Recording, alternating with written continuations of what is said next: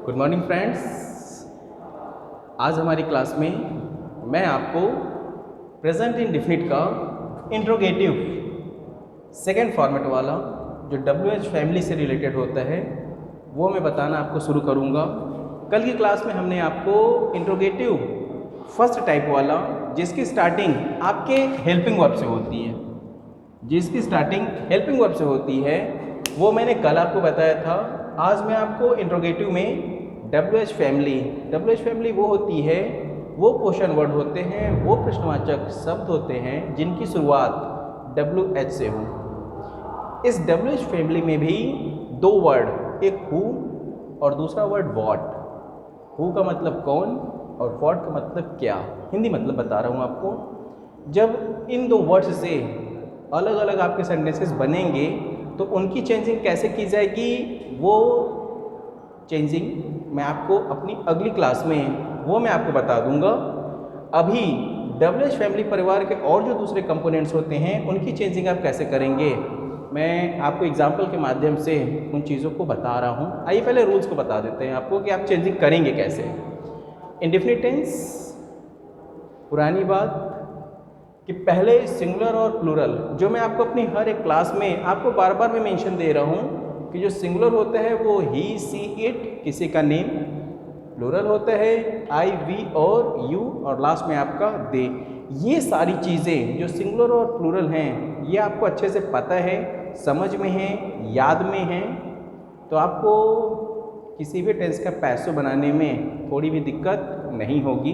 आइए रूल्स को देखते हैं, रूल्स कैसे कैरी ऑन करेगा हमारे सेंटेंस में। जब आपका सब्जेक्ट सिंगुलर हो तो आप सबसे पहले WH परिवार लिखिएगा, जो दिया होगा WH परिवार वो आप लिखेंगे।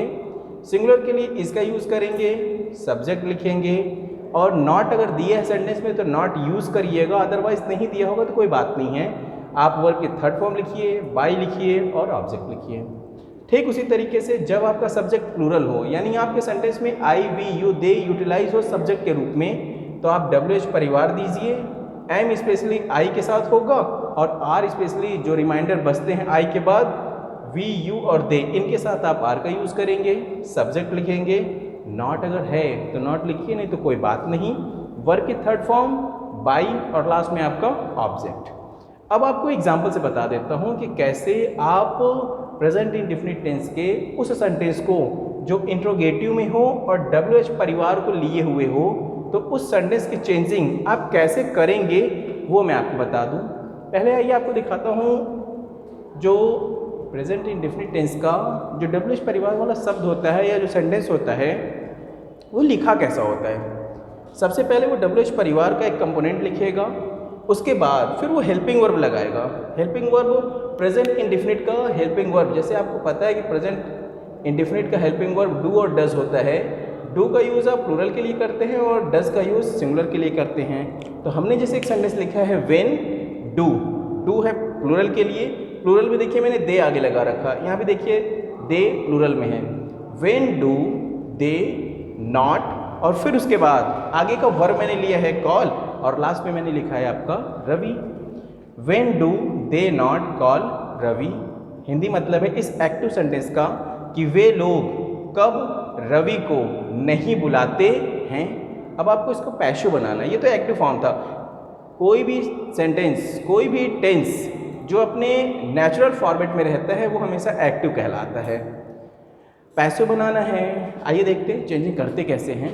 तो हमने रूल बोला है कि जब आपका सेंटेंस प्लूरल हो, इसमें देखिए दे लगा है ना, ये प्लूरल को बता रहा है। तो जब आपका सेंटेंस दे हो, प्लूरल में हो, तो आप सबसे पहले WH परिवार का वही कंपोनेंट लिखेंगे जो एक्टिव फॉर्म में है। एक्टिव फॉर्म में देखिए मैंने क्या यूज़ कर रखा है, व्हेन। मैंने व्हेन को एज इट इज़ लिखा, ये लाइन मेरी पूरी हो रही है। अब इस दे के नीचे ये सब्जेक्ट है ना, इस सब्जेक्ट में यानी इस सेंटेंस में जो मेरा ये सब्जेक्ट है दे, इसके नीचे इसी वाले सेंटेंस का जो ऑब्जेक्ट है रवि है, मैंने दे के नीचे रवि लिखा। अब दे के लिए डू का यूज़ पहले किया गया है, तो रवि के लिए भी आप इसका यूज़ पहले करेंगे। आपका हो रहा है व्हेन इज रवि। अब इसके बाद नॉट लिखा है, ये देखिए नॉट लिखा है, मैंने नॉट लिखा, दे के नीचे सब्जेक्ट दे दिया, रवि लिख दिया। अब वर्ब की थर्ड फॉर्म, कॉल का थर्ड फॉर्म कॉल्ड किया, बाई लिखा, और डू के बाद जो मैंने ये दे रखा है, दे देखिए, दे आपका सब्जेक्ट केस में होगा तो ऑब्जेक्ट केस में क्या होगा, देम। इसलिए देखिए इस सेंटेंस में मैंने when is Ravi not called by और दे का देम, ये आपका हो गया पैसिव फॉर्मेट। आइए आपको एक एग्जांपल और देता हूँ। जैसे एक दूसरा एग्जांपल हमने लिखा, how does she not play chess. सारी चीज़ों की चेंजिंग, जो भी चीज़ें चेंज हो रही हैं सारी चीज़ों की चेंजिंग बिल्कुल पहले वाले रूल के हिसाब से या जो रूल रेगुलेशन दे रखा उसके हिसाब से आप सारी चीज़ों को चेंज करेंगे, ठीक है। इस प्रेजेंट इंडेफिनिट वाले में अब मैंने यूज़ किया है WH परिवार का एक कंपोनेंट हाउ।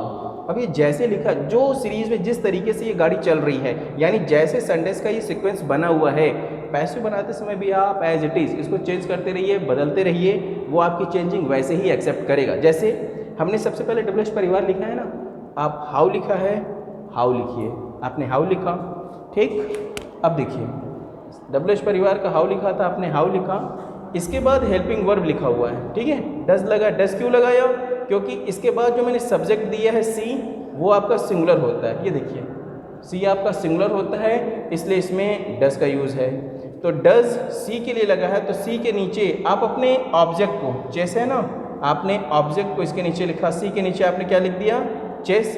अब सी के लिए डज लगा है तो चेस के लिए इज लगेगा। क्यों लगेगा इज, क्योंकि मैंने जो गेम की बात की है, मैंने सिंगल एक गेम की बात की है, चेस।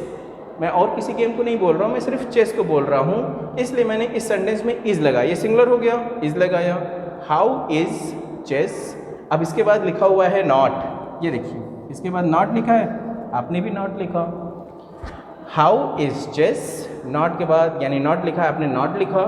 प्ले का थर्ड फॉर्म प्लेड किया, बाई लगाया। अब सी सब्जेक्ट केस में है सी, और ये देखिए सी सब्जेक्ट केस में है, यहाँ ये सब्जेक्ट केस में सी है तो ऑब्जेक्ट केस में क्या होता है, हर। इसलिए अपने सेंटेंस में देखिए प्लेड के बाद मैंने बाई लिखा और लास्ट में मैंने क्या लिख दिया, हर। ये आपका इस सेंटेंस का पैसिव वॉइस बना कि how does she not play chess, वह शतरंज कैसे नहीं खेलती है। और जैसे ही आपने पैसिव बना दिया कि how is chess not played by her, कि जो ये शतरंज है उसके द्वारा कैसे नहीं खेला जाता है। ये आपका WH फैमिली का इन दो वर्ड्स को छोड़ने के बाद जो कंपोनेंट्स बनते हैं उनकी चेंजिंग आप किस तरीके से करेंगे, वो एक छोटा सा रूल, वो एक छोटा सा फॉर्मेट है जो आपको इस वीडियो के माध्यम से मैंने आपको बताना चाहा है, समझाना चाहा है। ये जो आपके पास अगले दो कंपोनेंट्स बचते हैं हु और व्हाट, इनको मैं अपनी अगली क्लास में किस तरीके से, जब सेंटेंस की स्टार्टिंग हु से होगी और व्हाट से होगी, उनकी चेंजिंग आप कैसे करेंगे वो मैं आपको अपनी अगली क्लास में बता दूंगा।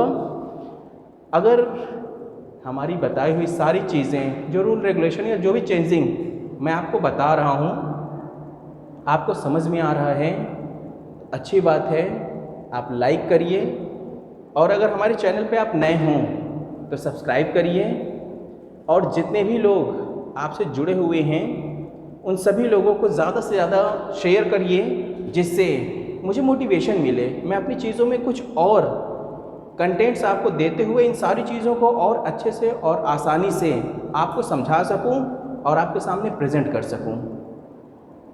ये छोटी सी क्लास है, आज के लिए बस इतना ही। Thank you.